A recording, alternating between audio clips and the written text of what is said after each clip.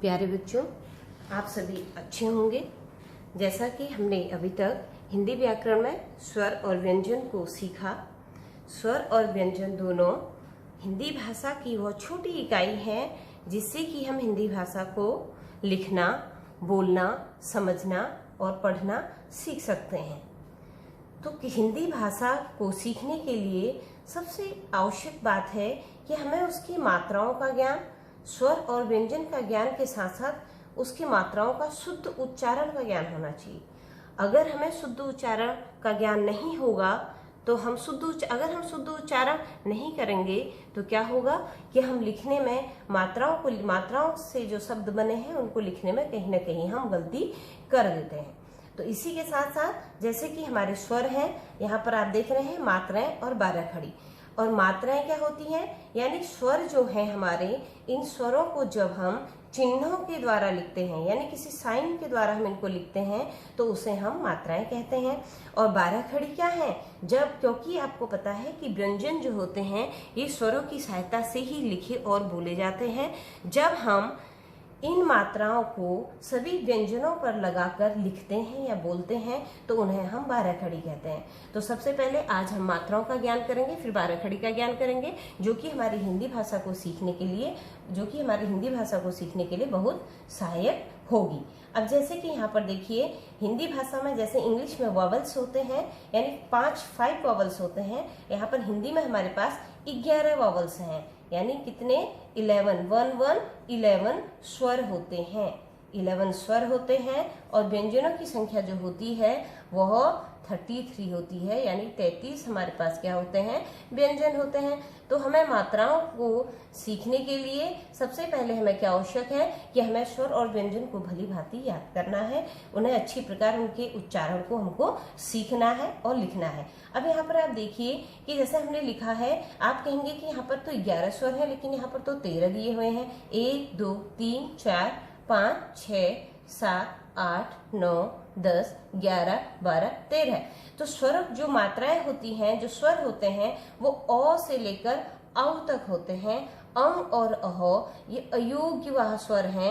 अयोग्यवाह स्वर का अर्थ होता है कि जो ना तो स्वर होते हैं और न व्यंजन होते हैं, इनको हम अयोग्यवाह स्वर कहते हैं। तो स्पष्ट है हमारे पास कितने स्वर हैं, 11 स्वर हैं और 33 व्यंजन है। ये इन्हें हम हिंदी में अयोग्यवाह स्वर, यानी ये अनुस्वार है जिसके कि नासिका के द्वारा उच्चारण होता है। नासिका मतलब जब हम बोलते हैं तो लास्ट का साउंड जो होता है वो नाक के द्वारा आता है। और अह है विसर्ग, ये जो 2 डॉट लगे हैं इसको हम कहते हैं विसर्ग। अब हम देखते हैं कि अ की कोई भी मात्रा, अब हम मात्राओं पर जाते हैं कि अ की कोई भी मात्रा नहीं होती, लेकिन यह प्रत्येक व्यंजन के पीछे इसका साउंड आता है। कोई भी व्यंजन आप ले लीजिए, क से लेकर ज्ञ तक, प्रत्येक के पीछे जब उसमें कोई भी अन्य मात्राएं नहीं होती हैं तो उसमें अ का साउंड आता है। जैसे हम देखेंगे क हमने प्रोनाउंस किया, इसके पीछे क्या साउंड आया, कौन सा हम जब क प्रोनाउंस किया तो इसके पीछे साउंड आया अ, क, फिर ख। क से लेकर ज्ञ तक कोई भी व्यंजन हम जब स्वतंत्र रूप से बोलते हैं, स्वतंत्र यानी बिना अन्य मात्राओं की सहायता से हम लिखते या बोलते हैं, तो उसके पीछे अ का साउंड आता है। इसका कोई भी चिन्ह नहीं होता है और यह जो इसका साउंड है यह किसी बिना चिन्ह की सहायता से आता है। अब देखिए आ की मात्रा होती है 1 स्टैंडिंग लाइन, एक रेखा होती, ये 1 स्टैंडिंग लाइन होती है। जैसे कि और ई की मात्रा होती है ई, बड़ी ये छोटी ई की मात्रा है, ये बड़ी ई की मात्रा, उ री की मात्रा, ए की मात्रा, ओ औ की मात्रा, और अह की मात्रा। अब हम इन मात्राओं को प्रत्येक व्यंजन के साथ रखकर उनका शुद्ध उच्चारण सीखेंगे, जिससे कि हम मात्राओं संबंधी कोई भी गलतियां करने से बचेंगे। अब देखिए यहाँ पर जैसे क, जैसे हमने बताया क की कोई मात्रा नहीं होती, लेकिन उसके पीछे अ का साउंड, व्यंजन के पीछे अ का साउंड आता है। अब यहाँ पर हम क पर आ की मात्रा लगाएंगे तो कौन सा लेटर बना, कौन सा वर्ण बना, का। क में छोटी की मात्रा की। अब बच्चे बहुत बार छोटी और बड़ी की मात्रा में भूल करते हैं।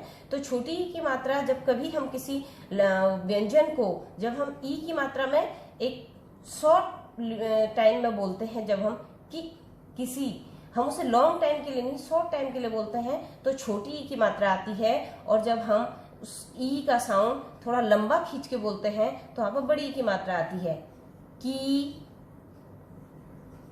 कु। और यही बात कु और कु में भी होती है। कु बड़ी की मात्रा लगाएंगे तो कु, क में री की मात्रा क्री, क में ए की मात्रा लगाने पर के, क में ए की मात्रा के, क में ओ की मात्रा को, क में औ की मात्रा काउ, क में अम की मात्रा कम, क में अह की मात्रा कह। इस प्रकार की 12 खड़ी, अब इसे ही हम 12 खड़ी कहते हैं। 12 का अर्थ होता है 12, यानी 12 मात्राएं। जब हम व्यंजन के साथ 12 मात्राओं का प्रयोग कर उनको बोलते हैं या लिखते हैं, उसे ही हम 12 खड़ी कहते हैं। अब देखिए, और बिना 12 खड़ी की सहायता से हम हिंदी भाषा को बिल्कुल भी ना उसका शुद्ध उच्चारण करना सीख सकते हैं और ना ही हम उसको शुद्ध रूप से लिख सकते हैं। तो हमारे लिए आज सबसे पहले किसी शब्द को लिखने से पहले इन लेटर्स को, मात्राओं की सहायता से शुद्ध उच्चारण करना सीखना बहुत जरूरी है। अब देखिए, क की बात, लेकिन इसके लिए हमको स्वरों का शुद्ध रूप से ज्ञान होना चाहिए, उनकी मात्राओं का ज्ञान होना चाहिए, और व्यंजन हमें अच्छी प्रकार से याद होने चाहिए। क के बाद आता है ख। जैसे कि आपको पता है इसकी कोई मात्रा नहीं होती, लेकिन ख, अ का साउंड है ख।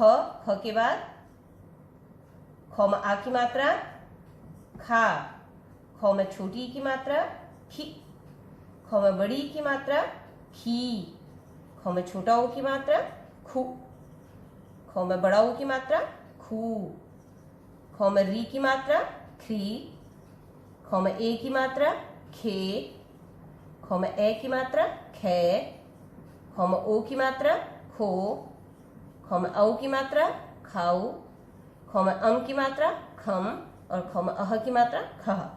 अब उसी प्रकार ग, ख के बाद आता है ग। ग से गमला। गौ में आ की मात्रा गा, गौ में ई की मात्रा गी, गौ में ई की मात्रा गी, गौ में ऊ की मात्रा गु, गौ में ऊ की मात्रा ऊ, गौ में री की मात्रा री, गौ में ए की मात्रा गे, गौ में ए की मात्रा गे, गौ में ओ की मात्रा लगाने पर गो, गौ में औ की मात्रा लगाने पर गाऊ, गौ में अम की मात्रा गम, और गौ में अह की मात्रा गह, गह। फिर आता है घ। घ से घर।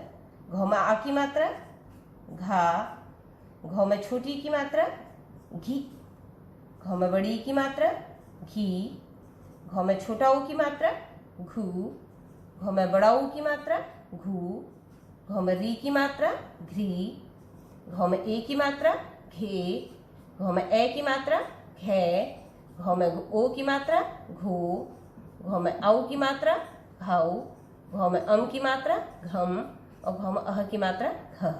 अब उसी प्रकार से अब आता है क, ख, ग, घ, अंग। लेकिन अंग का प्रयोग अधिक मात्राओं के साथ बहुत कम मिलता है, तो हम अंग, अण, य को छोड़ देंगे। तो उसके बाद हम जाएंगे, अंगों के बाद आता है च, तो हम अंगों को छोड़ देंगे। च में अ का साउंड है, लेकिन उसकी मात्रा नहीं होती।